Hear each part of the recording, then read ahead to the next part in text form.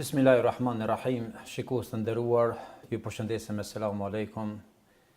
Fillimisht I dedikojnë gjithmonë falënderimet mirënjohjet tona ndaj Krijuesit gjithësisë dhe njëherët ju lajmërojmë që këto emisionet tani pas përfundimit të muajit bekuar të Ramazanit, së bashku do të jemi çdo të ajte pra në këtë kohë nga ora 17 direkt përmes faqes zyrtare të Bashkisë Islame, të cilat faktikisht këto ligjërata, këto emisione do të transmetohen edhe në rrjetet sociale siç janë Facebook dhe YouTube, Twitter e tjera.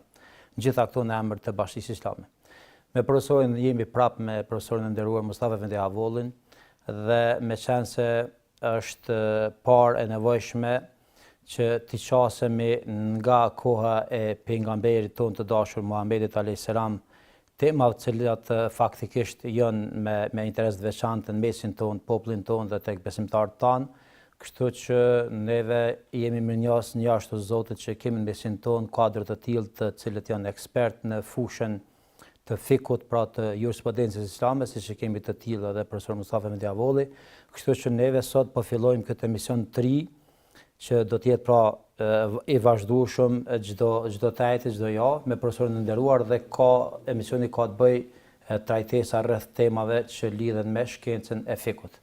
Meqense se kemi me fillu tek koha e pejgamberit alayhis salam, e dim që në atë kohë profesori i nderuar nuk ka pas shkencë të mirëfillt qysh sot për kufizohet shkenca.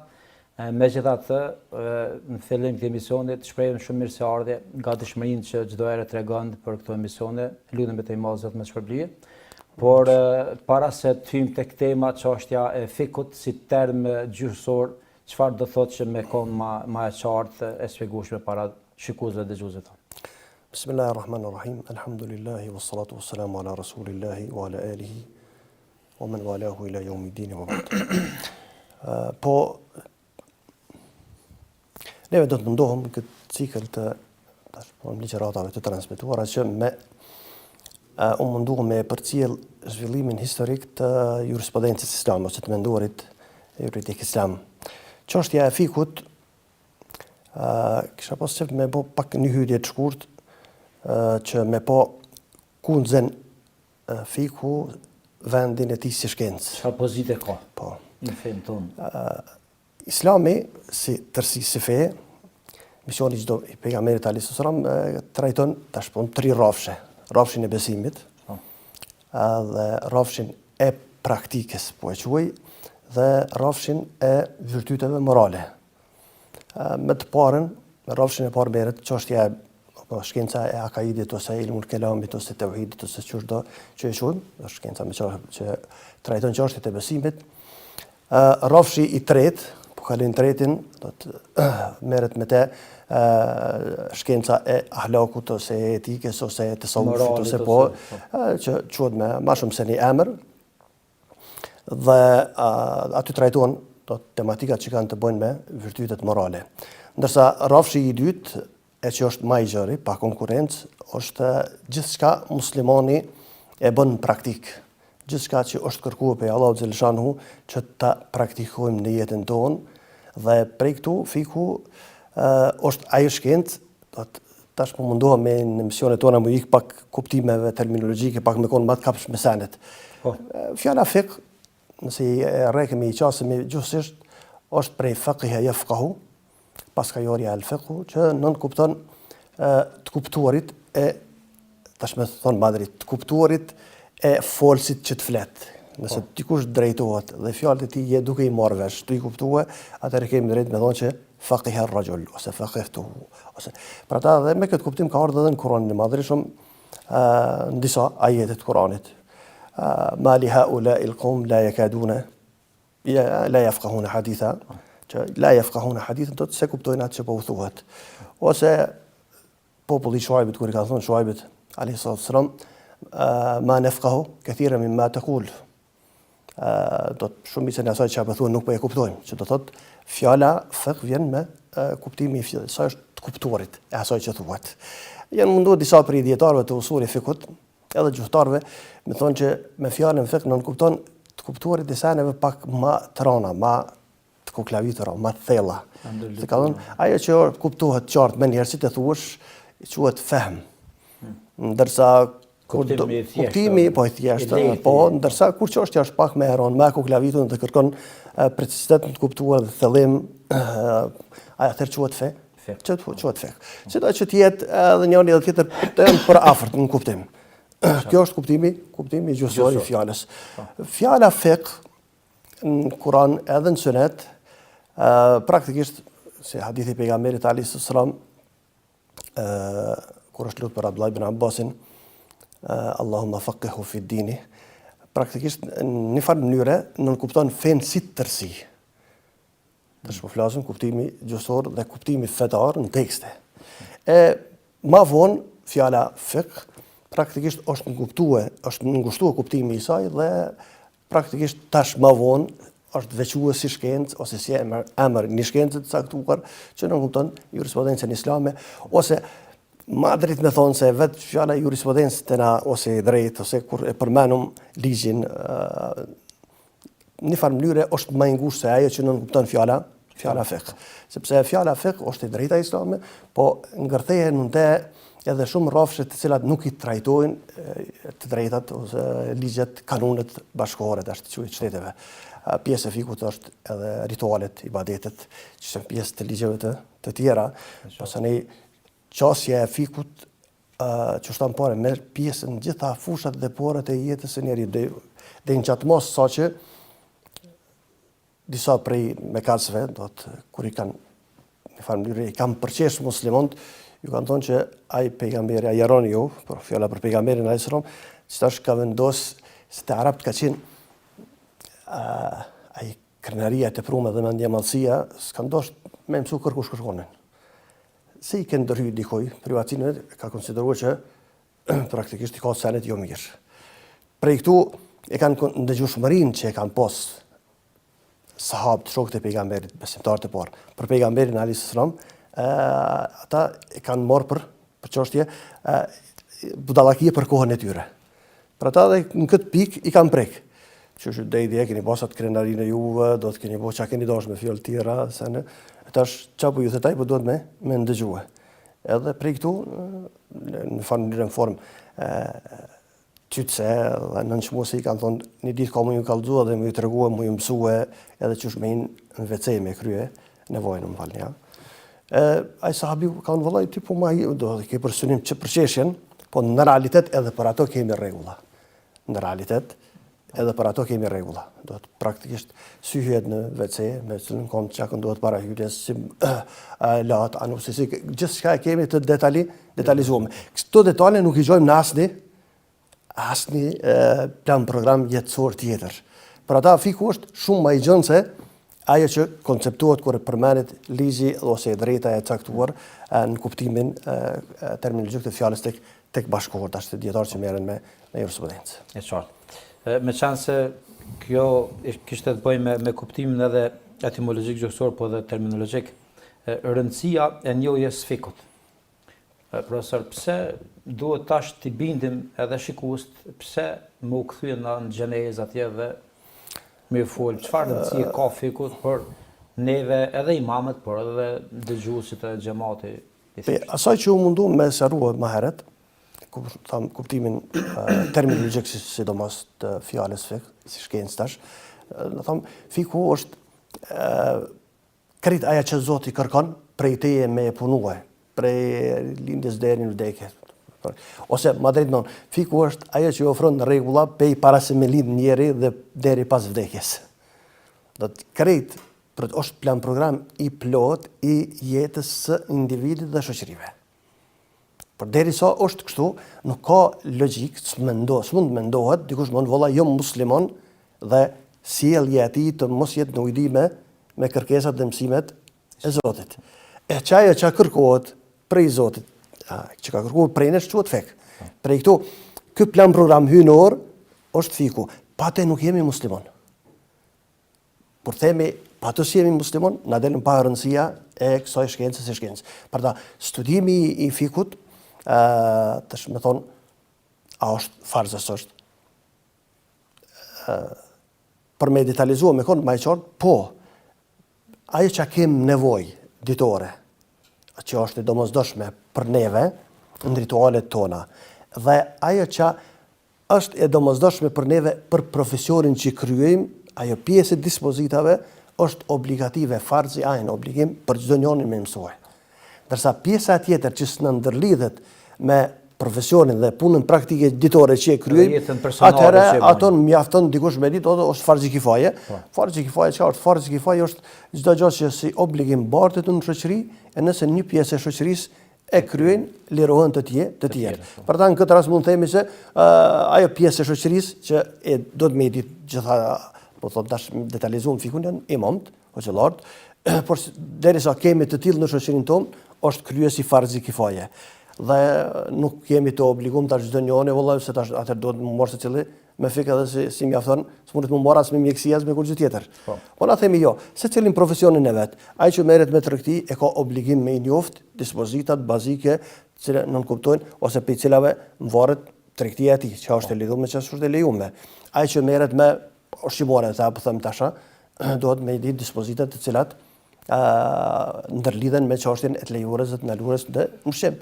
Dhe kështu në të gjitha fushat, ai që është në mjekësi e ka për detyrë me i ditë rregullat, normat e veçanta të cilat ndërmerren kur ka drejt me po avretin e tjetrit, kur s'ka drejt, do të praktikisht gjitha dispozitat që ndërlidhen me edhe hiç pak këto profesione, nëse nuk i ka dikush për shembull, por megjithatë fik është çështja çysh më fal. Rregullat e agjerimit, zeçatën e këtyre çështjet që ato bazike po dihet, ato që janë praktikisht ato, do tham, për ata dietar të vjetër, xhollar të vjetër që kemi mos, Allah i paqëfshirue. I kanë quajt ato librat e vogël që ne kanë mësuar si fëmijë ilmihallat. Ilmihalli për arabishtës ilmuhal, që nën kupton që fëmiu kur hyn në moshën madhore me automatizëm, që ato janë në dispozitat, rregullat që dosh më herë më mësu. Ndërlidhen me pastërtin, me namazin, diçka rreth zeqatit, agjerimit, haxhit, mirësjelljes, do të jenë kon ato bazike që duhet me ditë çdo musliman. Pra ato është ilmu hal. Bile këtu kanë nevojë edhe një sqarim me bo, se kanë herë po thon ihin në bindje besutnite xhamati, thon po ndoshta e kemë arsye që s'po i dim senet. Bile kanë herë drejtojnë gishtin. E mashtrojnë disa vetveten që duhet të thonë. Ne drejtojnë gishtin thonë jo xhollar keni u dënuar më shumë se ju i dëni si punoni. Na dënuan veç që se kena punuar. Jo, ajo nëse është dispozitat, rregullat, mësimet fetare të cilat janë të ilmihalit, të dijes që duhet me automatizëm me ditë çdo njëri obligim farzi ajn, e ka atëre kush se ka mësuar dënohet dy fish. Dënohet edhe që se ka mësuar edhe që se ka punuar. Për ta të paktën ai që ka mësuar lirohet prej asaj pjesës që e ka kryer njërin pjesë të detyrës. Apo në njërin detyrë, se ka kryer tjetrën do të s'ka vepruar si mbasaj. Po sido që të jetë, do të praktikisht do të kemi kujdes me seru këtë çështje. Muslimani e ka për detyrë rregullat e fikut me që ndërlidhen ato parsore që janë me ritualet që i kryen gjatë ditës dhe punën ato që ndërlidhen dispozitat që ndërlidhen me veprimtarinë e tij ditore, duhet me i ditë e ka obligim gjithsesi me i ditë farzi ajn. Ndërsa dispozitat e tjera që janë të fushave të tjera e që na ndodhin kanë herë në muajt ose në vjet ose ne, ato se kemi obligim me detalet me i ditë për arsye se kemi hoxhallar dhe i pyesim edhe na tregojnë për po jo për ato punë që i kemi dituar duhet me i ditë se ai na vjen çdo ditë. Sigurisht. Por kryet njëjtën punë e kam profesion çdo ditë shes edhe blej. Do të me ditë dispozitat që ndërlidhen me tregtinë. Ai tjetri tash po them punon ushqimore. Me ditë dispozitat cilat ushqime janë të lejuara, cilat ndaluara në mënyrë që mos më ofruat që është e ndaluar. Ashtu më radhë si shembull punon. Për ata si përfundim themi njohja e dhe dia njohja e dispozitave e fikut është praktikisht domosdoshmëri për një shoqëri. Mundet muslimani me qenë musliman nëse nuk e jeton në praktik islamin. Islami praktik është ajo që unë po e quaj ose terminologjisht, në aspektin terminologjik në kupton shkencën e fikut. Po me qenë se sharrohet do thotë edhe kuptimin gjuhësor dhe terminologjik edhe rëndësinë e kësaj shkence, prandaj kemi pas edhe shumë mendime edhe kemi sot faktikisht edhe në vendin tonë edhe si shkak i kësaj apo i organizojmë këto emisione që njerëzit ta dinë prej gjenezës, prej historikut, prej kur ka filluar, si shkencë, faktikisht edhe interpretimi edhe gjitha këto argumente që faktikisht të zbashku do të shpalojmë javë pas jave. Po, sa i përket zhvillimit të kësaj shkence, qysh ka qenë ndërtësia e zhvillimit të kësaj shkencës të fikut, nderuar profesor? Po, tash mirë, neve sot do të përqendrohem në periudhën e parë, tash periudha e pejgamberit sallam, ose zhvillimi i shkencës e fikut në gjatë periudhës së parë, gjatë kohës së misionit pejgamberit sallam. Qysh janë gjinda ata në sa atë kohë, koha e legjislacionit, tash është koha kur janë qitë bazat. Kjo është s'ka dyshim se kjo periudhë është periudha më e rëndësishme kohore, se ndojnë qitë në realitet parimet dhe themelet e fesë si tërsi. Si pjesë e saj, normalisht edhe aspekti praktiki i fesë, ose ajo që e jetësojnë në praktikë. Koha, periudha ajo që e veçon dhe specifikat e kësaj kohe janë, na s'kem çare pa e njoft atë që është e njohur për ata që studiojnë sa do pak, se kohën e pejgamberit kem periudhën mekase dhe periudhën medinase. Periudha mekase është periudha 13 vjeçare, pej paraqitjes, pej ardhjes së shpalljes deri te hijreti, që është parafërsisht periudha tash 610-622. Kjo është periudha mekase. Në këtë periudhë dispozita kemi pak, që do të çështjet fikut, trajtesa të fikore kemi pak. Është ajo periudha kur muslimanët nuk kanë pas komunitet, gjithçka është më shumë ilegale, sene, s'kan mujt me i jetësuar praktik ato, dhe ajo që është tash nën kuptohet filozofia edhe atë që synon edhe Kurani dhe tregon edhe suneti e pejgamberit sallam, ose kjo fazë është ajo faza kur ka pas nevojë bindja dhe çështja e besimit të forcohet në zemrat dhe shpirtat e pjesëtarëve të ri, ose shokëve pranuesve të parë të Islamit, shokëve të pejgamberit alayhis salam.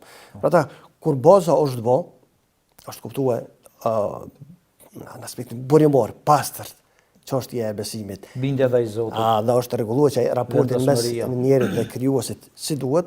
Tani praktikisht ka ardhur koha e Medinës ku kemi komunitetin dhe kjo periudha që neve na intereson në fik shumë dash. Ajo me kasja ma pak. Mund të themi gati përveç lëmoshës dhe kafuni, obligueshmëria e namazit, praktikisht gati, mëstomi gati kur që heq nuk kemi, pe dispozitave në periudhën mekase. Në periudhën mekase. Në periudhën medinase kemi krejt tani, kemi me zëqate, me ibadete ritualeve, me agjerime, me haqe, praktikisht këtu kemi themelimin e shtetit, do kemi gjitha fushat e jurisprudencës tani këtu kanë marrëdhënie ndërkombëtare gjitha. Për ata periudha medinase është ajo që neve në shkencën e fikut shumë na intereson, sepse këtu janë bazat që në menduar praktikisht. Është karakteristike që në kohën e pejgamberit alayhis salam shpallja ka bashkëjetuar me praktikën e shoqërisë së re.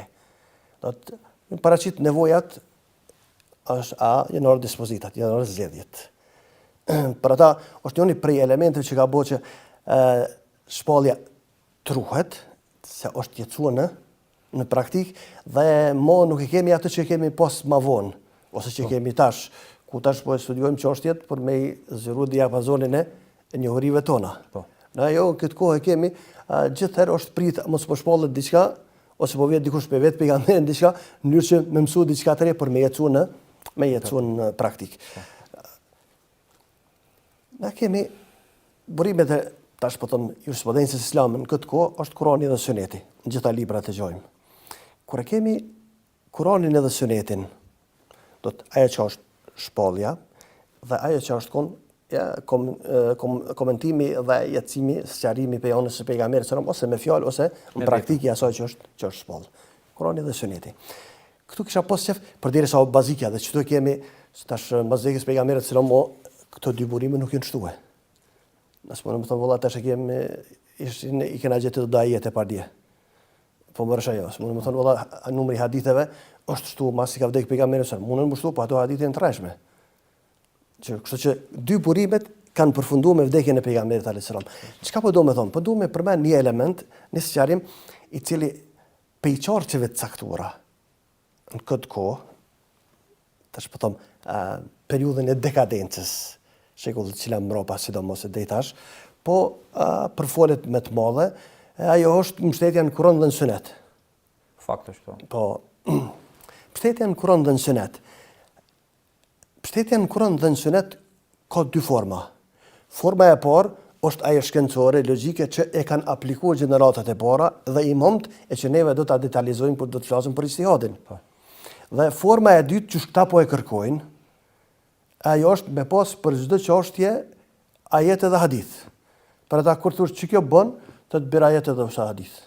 Cili është argumenti? Që kjo s'bën, bëra ajet edhe hadith. E ndërlidha këtë çështje me shpjegimin në këtë rast, ose po e ndërlidhëm në këtë fazë, edhe pse kjo ka më në paraqitet dhe më vonë, me kallëzuar një realitet i cili kur e kuptojmë qartë, e shohim sa e dëmshme është kjo kërkesë.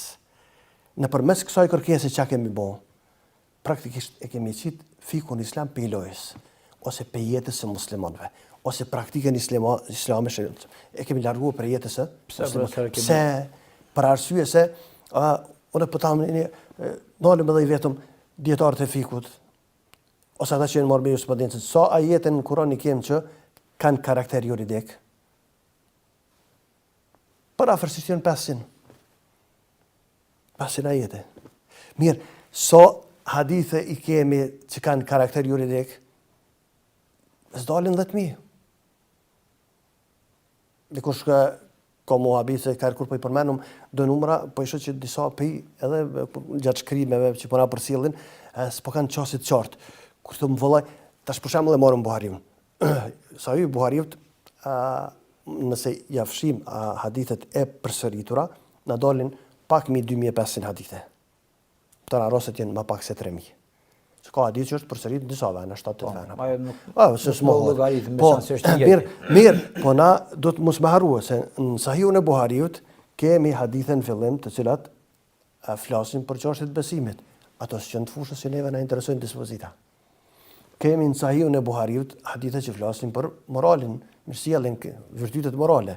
Ato s'na vijnë neve. Kemi për hadithe në Sahihun e Buhariut që flasin për historinë. Kemi hadithe të cilat flasin për vlerën e sahabëve, pejgamberëve sene. Kur ti zhveshun krejt, po ato shtim ato në çështjet besimit. Kiametin shajet para kiametit. Nëse i hekum krejt këto e shohim që na mbetet një numër shumë i vogël i haditheve që ndërlidhen me dispozita, që kanë bëjnë me të lejuar dhe ndaluaren. Po na po i flasim tash krejt librat e hadithit. Nëse i marrëm Kutubu Sitte ose Kutubu Tisa, 6 ose 9 e madh, ose gjitha librat e hadithit, nëse i zhveshëm dhe i largojmë hadithet që kanë të bëjnë me çështjet e besimit, dhe me çështjet të kriterë morale, dhe me çështjet të vlerave të sahabëve, muhabete, atëherë shohim që na mbetet numër më shumë, numër më të madh nuk ka përse 10.000. Sa i patëm ajete? I patëm 500. Po thom, kemi 10.000 hadithe, kemi 11.000 hadithe. Sahija që kanë të bëjnë me dispozitat. Mirë, sa zgjedhje juridike kemë, sa numri i meseleve të fikut, nuk e të prejtë që sëtë njëni për i djetarë bashkor, të nuk kishë me qenë, te e për sigur të kishë me thonë, hadithet në raport me zgjedhjet meselet, zgjedhjet juridike janë 1 me 10.000. Një hadith me 10.000 meselet fikut. Dohet, shumica dërmuese, s'kana jetë edhe hadith tekstualisht që e kërkon ose ndalon, e lejon ose ndalon çështjen e caktuar. Përderi kështu, kur themi vallai na do për çdo çështje me pas ajet edhe hadith, me automatizëm për çdo ajet ekuivalent 9.999 mesele të fikut i kemi refuzuar. Kjo është ajo që thash pak më herët. Rezultati i kësaj çka është? Rezultati i kësaj është largimi i jurisprudencës ose i fikut për jetës së muslimanëve, se s'mund me njek zhvillimet. Tash mundu me pru me dhjetra, me qindra mesele çështje të cilat s'ka tekst që flet drejt për drejti për to. Para do dite në farë me Hoxhallar Mendosani lëpshin çështje tekst tash më mirë. Hajde bëjmë një ajet ose një hadith që veja është e lejuar.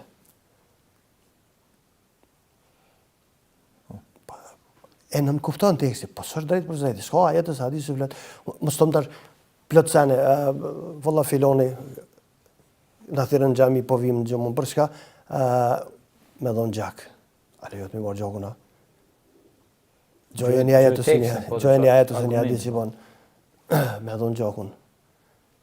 Po kjo pa argumenton ato që thate i kanë Skencore, do të praktikisht si me këtë metodologji ajo anulohet, po praktikisht kjo është me i shërbyer dikujt me deshje ose pa dashje që me e largue shëratin sa. Anën tjetër nëse shqojmë pe anës tjetër çështjen.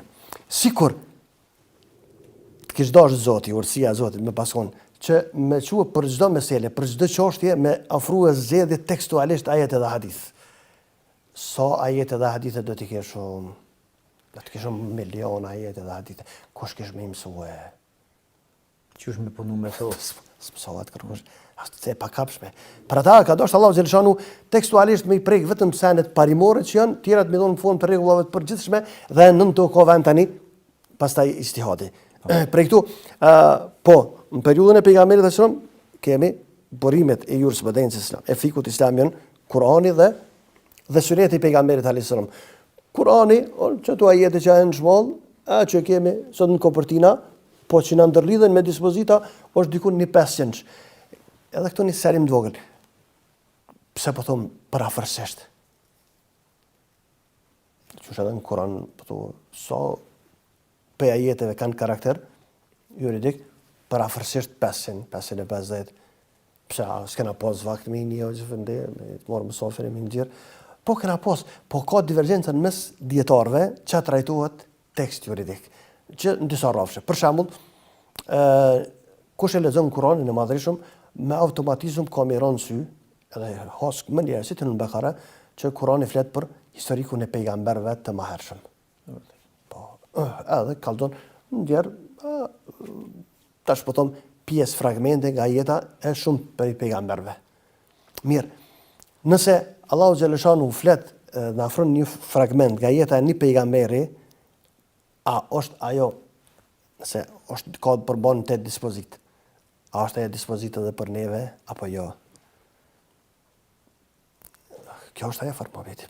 Për shembull, dhurate kurores, a mundet meher, a mundet mu konsiderue puna, a do gjithçka me kondiska materiale, a mundet edhe shërbimi, Musa alayhis salam, Shuaibi kur ja ka ofruar vajzën e vet, çai ka thonë, ka unë për të vojë, po 10 vjet kime punue. Po. Do të praktikisht është konsiderue puna në shtëpitë tina, orat, bujësia, është konsiderue si një farë mënyrë si meher dhe paje e nusës vajzës së tina, Musa e ka pranuar. A vlen kjo edhe për neve? Ajo, ose Jusufi alayhis salam atër tregimin e kaptinës Jusuf, ftoj çdo njëri ta lexon kaptinin Jusuf. Po. Edhe në to ka ardhur kur praktikisht është botash po e quajmë në lloj hilje që me nal vllon Benjaminin. Po. Mirë po në të ka ardhur në formë teksti i cili ka karakter juridik. Thot ai që e gjojmë goten, tashtozin e mbretit, po them tash, në thesin e tina, atëra ai do të mbetet rob. Po, të shpojt kim, ai që e gjon, felehu hamlu ba'irin, wa ana bihi za'im. Kush e gjon, ka një barë devje, drith, krunë që shkon me madhe, dhe për të në garantoj për atë farë muhabeti. Tash me thonë në sot, në dikush vëllëm ka hup kerri, ose kuleta, ose kush ma gjon ka qika që pare, a është e drejt, të më shtetën këta jetë ajo. Tash disa për i djetarve, jurës dhe islams, thonë po. Atë që Allahu xhaleshanu ne e ka tregue në Kur'an, pej fragmentet pejgamberëve të mëhershëm, kanë ndonë disa kategori. Nëse është tregim që ka kalldu, që ka vlejt për ta si dispozit, po është anulue të na, atëra po, kemi ajet hadith që mos vlen po u kryo muhabeti. Ose kemi argument që ajo është valide edhe për neve. Agjerimi është bo ju obligim, agjerimi se që është bo obligim, valid për ata, për ne kem tekst. Po, qas nën kupton çështja të cilën po trajtojmë na, nën kupton ato fragmente tash po tekste juridike që janë përmend gjatë përmendjes Allahu xhaleshanu fragmente nga jeta e pejgamberëve të mëhershëm që kanë karakter juridik, e që Zoti s'ka thonë as është obligim, as vlen për juve, as nuk vlen për juve. E kalon të papërcaktuar. Hanefi thonë do të më punosim mbasoj, po Shafi thonë jo. Tash të na dolin ajete më shumë që kanë karakter juridik se sa Shafive, sepse përveç ajeteve të tjera na krejt ajetet çfarë flasin fragmente që janë fragmente që tregojnë për pejgamberët e mëhershëm, vlen edhe për ne, për neve. Shafi thonë jo, këto janë kon kam lidhje për pejgamberët e mëhershëm, nuk vlen për neve, për ata të dalë te Shafi del numri më i vogël argumente ajeteve që kanë karakter juridik, ndërsa te Hanefi del më shumë. Për ata deshta me e sqarua edhe këtë varçështje në mënyrë që me kohën e qartë se po them parafërsisht kaq edhe kaq, për arsye se jo të gjitha ajetet juristët islam janë unik rreth asaj, a mu trajtu teksti i caktuar që ka karakter juridik apo veç edukativ ose veç sevape lexojmë edhe marrim sevape për to, e ka përmend Zoti edhe kry muhabetis. Jo, nuk zgjatet më shumë. Sa i përket rëndësisë tas kësaj periudhe profesor edhe specifikave që kanë veçuar që periudhën për cilën jemi duke folur. Po ajo që specifikat e kësaj kohe janë praktikisht gradualiteti është njëri prej specifikat të kësaj kohe. Se e shohim Allahu xhaleshani ka dhënë rëndësi, e ka pas parasysh natyrshmërinë e njerit, diçka që kemi bashkëjetuar gjatë me te, dhe është po tradit adet. Dhe jemi thelluar te qoftë adet ose traditë e marrë ose e mrapsht. Po praktikisht është bo pjesë përbërëse e karakterit dhe sjelljeve të një shoqërie. Në raste të tilla ndërhyrja ka qenë gradualisht. Do të ndalesa, nëse u konë e keqe ka qenë ka dorë Zoti me ndalu sigur alkoolin. Edhe kemi shembull. Po, njëjtë ka vepruar edhe me kamaten. Do të praktikisht nuk ka shpoll ajet më njerëzim që është ndaluar, po tash çështja e alkoolit që zakonisht përmendet, se është shembull që është shumë i kapshëm dhe është i qartë. Po. Për një herë yasalunaka anil khamri wal maisir qul fihima ithmun kabirun wa manafi'u lin-nas wa ithmuhuma akbaru min naf'ihima. Mas pari të pyesin ty për alkoolin dhe bizozin, tregoj që në to ka dëm të madh, po ka dhe dobi, po domi është më i madh se dobia. Njeri është i krijuar çashtu. Çdo gjë që domin e ka më të madh se dobin, largohet prej saj. Po. Do të logjikisht është çashtu. Tash në tona fusha, në biznes, nëse dikush investon, ja thëtë, ku me investu 10.000, edhe ku me pas humbje 11.000, a ka logjik? Me inte, s'ka logjik me inte. Qartu, valla që to mere ushqev me to, po domi është më i madh se dobia, s'ka logjik me. Për ata, praktikisht me njerë, mas besimit ka fillu Allahu xhaleshanu me prek ndërgjegjjen e çdo njërit për muslimanëve, që me i thonë sinjal që mu larguar se nuk është e mirë. Dhe tu pisave plot janë larguar. Për shpoll ky ajet. Po ka pas tjerë që kanë vazhduar se tekstualisht nuk ka qenë ndaluar. Do ka qenë vendim përfundimtar. Pastaj e kanë ngushtuar edhe më la taqrabu s-salata wa antum sukara hatta ta'lamu ma taqulun. Mos ju afroni namazit përderisa jeni të dehur. Derisa të largohet deja dhe të logjikoni të dini atë çapo e thonë. Jeni të kthjellët më shumë. Kthjellët, po. Tash është problem kur me pi. Se kem drekën, namaz me pi mas drekës vjen sinia, ana del deja s'na del shtëpia. Do të është ngushtuar edhe koha e faktikisht ju ka mbetur hapësi vetëm natën, mas po, derisa është ardhur ajeti i fundit dhe i ka dhënë fund kësaj çështje, innamal khamru wal maisiru wal ansabu wal azlamu rijsun min amali shaytan fajtanibuhu la'allakum tuflihun. Fundi i ajetit tjetër fa hal antum muntahun. Hasbe kryeni me mort vesh që është e dëmshme për këtu, edhe s'u largoni. Është e miron tani, ajo është përgjegjja e kundës sot intehina. Kryemi dhamfun, përfunduar kjo çështje. Edhe kush e ka posën në shtëpi, ka thënë janë të zënës, s'ka mos është përdor mua fare çështje. Po specifike kohës është gradualiteti. Specifike kësaj kohe gjithashtu është lehtësimi. Lehtësim. Po, praktikisht rezultati i gradualitetit është lehtësim. Fakt. Se që shkanë Aisha radiallahu ta'ala me pas më shpallën në fillim, kjo haram, kështë të tonë njerëzit kur silom. Po, është lehtësue, të shohëm, shpallën ajet cilat vjen, sërë pejgamberi sallam, idha amartukum bi shay'in fatu minhu mastata'tum. Idha nahaytukum an shay'in fanta. Ndalesa mu largu prej seneve është lehtë. po me kryesenin, tash varet për shumë elementeve. Për kryen e urdhrit, kryeni aq sa mundeni. Ju urdhëroj me kryeni aq sa mundeni. Çfarë është? Ku çka që më jezat? Bashëm së vej. Po të ndalesa largov, s'ka valla tani s'mujta mu largu më shumë. Sepse ato e kemi kompetencë tonë, se ajo është terk, largim, lënje. Kështu që e shohim që lehtësimet janë gradualisht, kjo ma lehtë, kjo ma lehtë, kjo. Në tona fushat, çashtu në luftë kundër një me qendron me 100, do tani një me 10. Kështu do të shkon lehtësimi.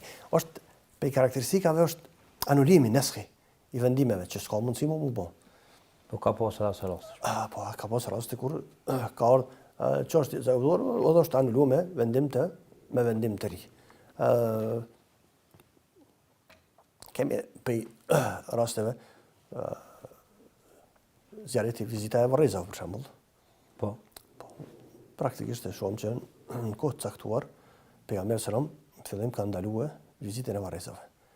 Arsyeja është e qartë, si që thonë dietarët, për arsye se ka ekzistuar ende frika që mos më kthyer politeizmit. Po. Se që ka filluar politeizmi, adhurimi i idhujve, i putave, çush fillon. Ne kem një njeri pak më të veçuar në shoqëri, i njëjti fillon me u popularizue, pastaj mas vdekjes fillojnë me nderuar vorrin e tij, tani ja bëjmë një pot një. Se ne tani fillojmë me gjenerata tjetër thonë, valla kanë thonë çështë çdo gjenerat fillon të ushtuar, të respektuar, dhe dikur thonë, valla mos pas kon kësaj kishun diçka më bëha. Dikur tani fillojmë nëpërmes tina me lut Zotit dhe me kërkuar ndihmë për Zotit e dikur e pe atina drejt. Kështu von politeizmi thonë ka zhvillimi i politeizmit. Për ata pejgamberi sallam për me shkput këtë çështje derisa të kuptohet Islami drejt, sidomos çështja e të besuarit në njohshmëria e krijuesit të jetë drejt dhe i pastër, ma shalirë thonë, kuntu në hejtu kuma në zjarët il kubur, e la fezuruha, fejnë në hatu dhe kiru al-akhra. Ja u për të ndalue vizitën e Varrezave, tash tutje vizitoni ato, sepse ne përkujtojnë botën e ardhshme. Do të rreziku i parë është evitue, do të s'ka rrezik që muslimanët pasi e kanë kuptuar drejt Islamin dhe njohshmërinë e krijuesit dhe kujt do të më lut dhe te kush do të më mbështet, dhe pe kujt duhet më kërkuar ndihmë, s'ka rrezik që kanë më shkuar te Varrezat me lyp pe tyne. Dhe është evituar rreziku. Po nevoja edhe tash po them, ajo e mira që është pe vizita të Varrezave, kemi nevojë për to. Kërkesa shpirtërore është ajo me po deri kur është te Varrezat, shkojmë në spital, pak i shohim senet më ndryshe. Sigurisht, po. Tira ndjenja, pastaj fillojnë që me ndikur. Po, veç kur mendon kur ti atje vorri filonit. Ka njerë tash na do që kemi bërë do vjet me nis ka njerë me qit një listë përpara edhe me shkruar emrat e atyre që i kemi njoftë dhe s'janë më. Është që bot shumë listë gjatë. Kur ishte Varrezat ishte real. E kia njerin që dje kënajt me to. Ose para pak momentesh, ose se në që thonë, vëllë ishdek filoni, që është be ishdek djenajta me to, ishdek, vëlla. Këta që të nërmanë një që ishdek filoni, ta është se këto së dushon asë një i gjallë. S'ka njeri i gjallë që dushon se një ditë kome përfundu me vdekje. Kështu që vdekja është ajo, u kefa, belmoti ma ujla, që shkon për kemë mos më spos këshiltar tjetër përveç vdekjes kishë mjaftuar. Kur shkoj te Varrezat ishe që plot kanë shkuar para teje aty dhe praktikisht s'kem çore pa shkuar aty me përfundue. Kështu që na ndihmon që të bëjmë teube, të pendohemi dhe të kthehemi ka Zoti në mënyrë që të jemi më të përgatitur kur të përfundojmë ku kanë përfunduar ata që na kanë paraprit Allahu xhaleshanu pas bu rahmet dhe mëshirë të ta. Dhe një pyetje profesor që faktikisht e përmend kjo rëndësia që të pyeten për çështje serioze, për çështje që janë pak më të koklavitura të shkencës këtë rast fekut për shkrica të tjera që duhet me i pyet njerëzit kompetent, pyetni ata që dinë.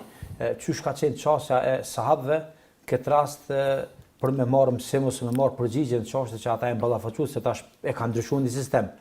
Që kanë qenë tjetër fe, kanë marrë tash e kanë pranuar fenë islame. A i ka thonë jashtëzakonisht rëndësi të madhe që me marrë dije nëse përgjigjen vetëm për pejgamberin apo i ka thonë edhe pak veti drejt me... Na e shohëm që sahabët, shokët e pejgamberit alayhis salam, janë kanë të edukuar në atë formë që në kanë të interesuar gjithçka çka flet dhe vepron pejgamberi alayhis salam me përcjell dhe me punuar me veprusin besoj. Ka shkuar çështja deri në atë mos so që ata që kanë pos punë, kanë vendosur kanë jetë me ndrime me ndajt.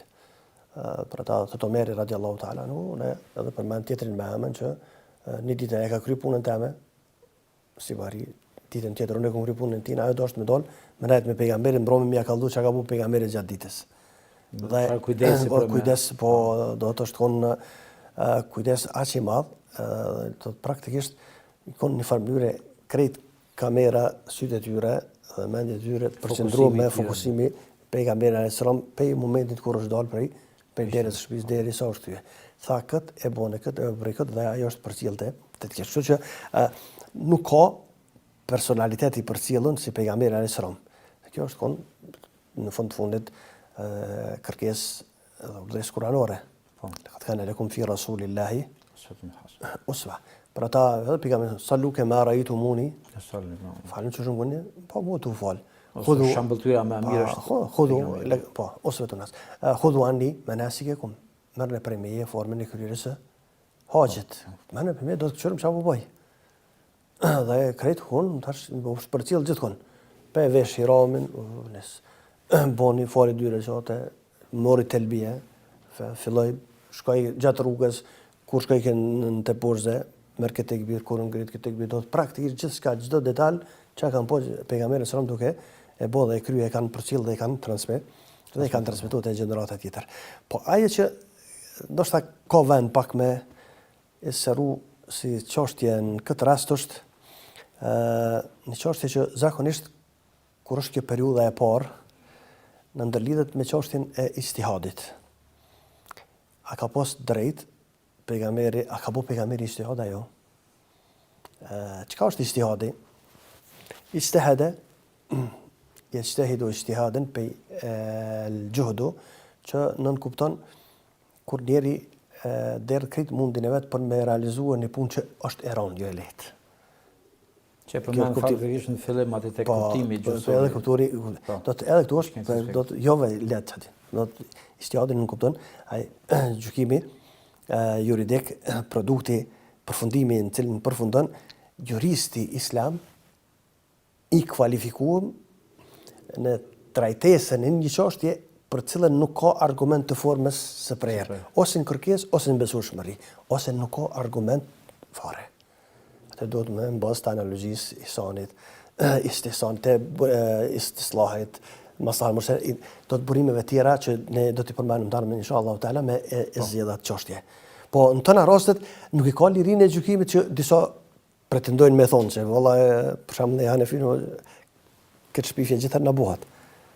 Pasues të mendjes së lirë, mendimit të lirë. Mendimit të lirë rrej ose nuk kupton mendim i zhveshur prej mbështetjes në argumente. Kjo është çmenduri. Po shpifje faktikisht. Çmenduri, po për këto s'kemi çfarë pa humor, veçanti ma vonë. Po pejgamberi alayhis salam, cilët i ka ardhur shpallja, a ka pas nevojë në herë për gjykim dhe vendim dhe zgjedhjet, mendimit pa mbështetur në vahi. Me sundon mendimi i dietarëve të usulit fikut që po. Po dallimi i ijtihadit pejgamberit alayhis salam pe ijtihadit të mëvonshëm është se ijtihadi pejgamberit alayhis salam do të nëse ka gjykuar pejgamberi alayhis salam diçka dhe si ja ka qelluar është korrigjuar me vahi. Nëse s'është korrigjuar do të shkon zgjedhje me vend. Nëse është korrigjuar do të është ditë që ato do të me përfundua. Nëse se pejgamberi sallallahu ka gjykuar kanë sipas logjikës mendjes së tij nuk ka dyshim. Po që kjo është do të thotë na tash kur ka gjykuar pejgamberi sallallahu praktikisht miratim i hestur është nëse nuk është shpall Kur'an me vendos ndryshe.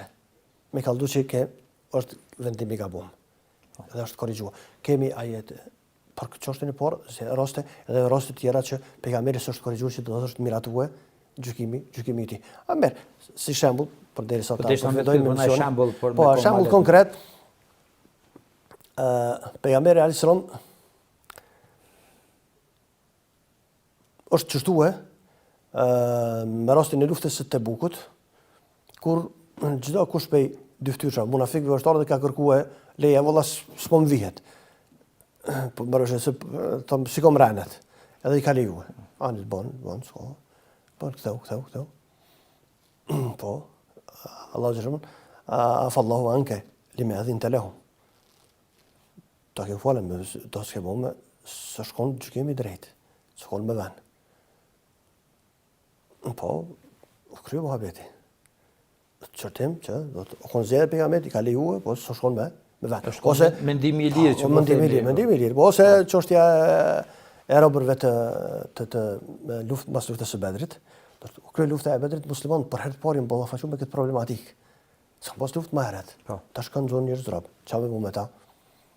Do të praktikisht është ajo tash pejgamberi na ka mësuar që konsultimi si parim duhet të jetë. Dhe muslimanët po të konsultuar se një çështje ndryshe me po 2 sy, ndryshe 4 sy, nëse ndryshe 1 mendje, 3 mendje, 5 mendje edhe sen. Për ata ka konsultuar shok, çka të bëjmë? Abu Bakr ka menduar që duhet të merret kompenzimi edhe të liruan. Omeri ka menduar që duhet të ekzekutohen. Tash mendimet e lira të shokët pejgamberi ka anu ka mendimi e Abu Bakr dhe është vepruar ashtu. Po Kurani ka ndryrë dhe ka thonë ma kana lin nabiyyin an yakuna lahu asra. Së konsedin me ven. Dhe mos ka përpësër dhe brukë së mu, kry. Ka istihad, po nëse istihadi përzidhe nuk është me ven, ndërhyet vahi. Nëse ka bo istihad pejgamberi, ka gjykuar diçka dhe ka përzidhe diçka dhe s'ka ndërhy Kurani, atëherë praktikisht është miratimi i eshtur dhe është konë me zjedhje me ven. Keme rastë kur pejgamberi vetë ka pranu, për shembull hadithin në Buhari dhe në Muslim, ku thot pejgamberi sallallahu alaihi wasallam, "La istaqbaltu min umri mastadbartu lama suqtu al-hadiya."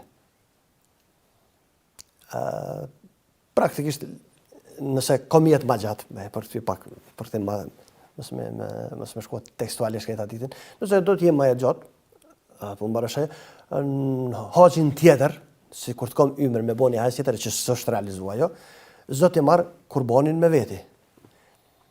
Tash për sqarim në tash shikoj se shumica nuk e kuptojnë çfarë deshëm të thonë me këtë hadith. Çan nuk kupton me pas kurbanin me veti. Kur e nis prej Medinës, pejgamberi sallallahu alajhi wasallam shokët i kanë marrë kurbanin një pjesë me veti. Ai që e merr kurbanin me veti, edhe mbrin para haxhit koxha në Mekë, s'ka drejt me hiq hiramin. Ndërsa ai që nuk e ka kurbanin me veti, ai vjen, e kryen një umre, lirohet për ihramit dhe pret deri ditën e 8 muajit Dhul-Hijja, deri jo më tërvije, dhe atëherë është i lirë. E normalisht nuk është sigur me najtë hiram, sigur me koni lirë, se kjetë plët ndalesa. Sigurisht. E pejgamberi sallallahu alajhi wasallam, u konë për atyre që e ka marrë kurbanin me veti, që do thotë të dashtë me prit, atëherë sa të kryen haxhin hiram.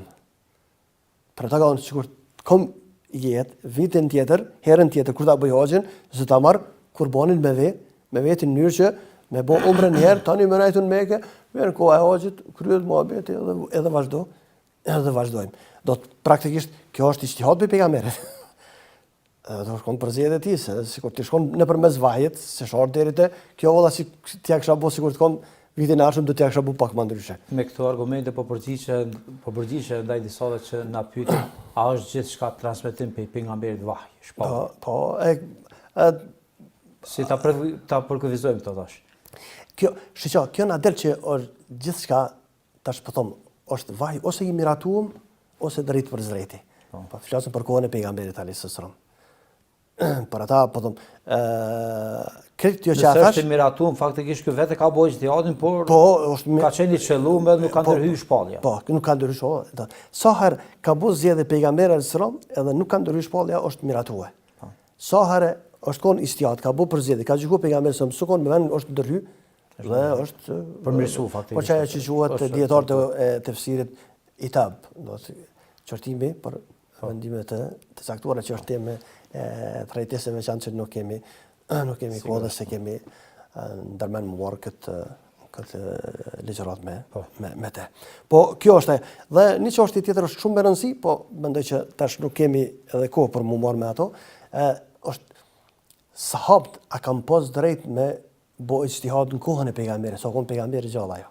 Ma vonë kur tjetër çështje. Sa kon gjallë ajo, me këto inshallah do të mundohem se do të kalojmë tash zhvillimi i shkencës së fikut në kohën në gjeneratën periudhën e sahabëve, pas vdekjes së pejgamberit alayhis salam, në mënyrë që gradualisht të ndërlidhemi me shkollën juridike, që si takojmë, me dhejbit Hanefi dhe çohëm se në realitet baza rronit janë në qëtë periudhë dhe gjithçka është ndërlidhur në mënyrë edhe shkrimtore, edhe historike, edhe sa në dhe ato fillojnë me u kanalizu pas të argumentit. Po, kur ti marrim vesh kanalizimin dhe ndërlidhjen, atëherë njihet edhe tash po pasues me thënë që po na vin disa po na thonë se kemi me vend, se kemi ndërtuar senet, kemi na kemi islamin si mbas të porve, na kemi si mbas të brandë. Po e shohim që selefus salih jemi na, bazat e këtij me thënë janë që në qatë ku dhe kanë mbështetjen në Kur'anin dhe sunetin e pejgamberit alayhis salam dhe umrum me sqaruar ato do ta sqarojmë edhe më tepër kur do të marrim mësoj se Ebu Hanifja nuk ka pas mbështetje se në Kufë s'kish pas hadith, ato do ta kemi trajtesë të veçantë, po këtu mundum me sqaruar që pse në aspektin fikor, ai ose më drejt me thon, ai i cili kërkon për çdo çështje me pas ajet ose hadith, ai nuk e ka shijuar erën e fikut. Edhe nëse o djetari më i madh i kohës së disa. Ai i cili kërkon dhe pretendon se ka për çdo çështje ajet dhe hadith, ai s'e ka shijuar shijen e shkencës së fikut. Për ata thash, raportin mes teksteve, ajeteve dhe haditheve që janë qarta në kërkesa dhe meseleve të fikut është 1 me 10.000. Kjo ka më ndërlidh më pastaj që do të thotë edhe për bidatin sepse bidatin në çet kontekst po trajtuar se ta argumente. Se s'ka jetë hadith do del drejtësi dhe bidat. Falenderoj shumë profesor për këto këshilla, për këtë çështje studimore faktikisht shkencore dhe për shikues ju lajmërojmë që faktikisht sot ishte emisioni i parë me këtë çështje që do të jetë i vazhdueshëm pra çdo të ajtë prej orës 17 dhe do ta lajmë pjesën e dytë të emisionit për pyetjet tuaja. Kështu që meqenëse se profesori vetë dhe tregoi se çfarë do trajtojmë në javën e ardhshme, në të njëjtën kohë, atëherë do të keni mundësi edhe të bëni pyetje. Faktikisht këto pyetje duhet të jenë të përshtatshme me tematikat që i trajtojmë së bashku në këtë emision. Deri në emisionin e radhës neve ju lajmë në mëshirën për kujdesin e Zotit dhe miru pafshëm dhe miru dëgjofshëm në emisionin e radhës. Assalamu alaikum wa rahmatullahi taala wa barakatuh.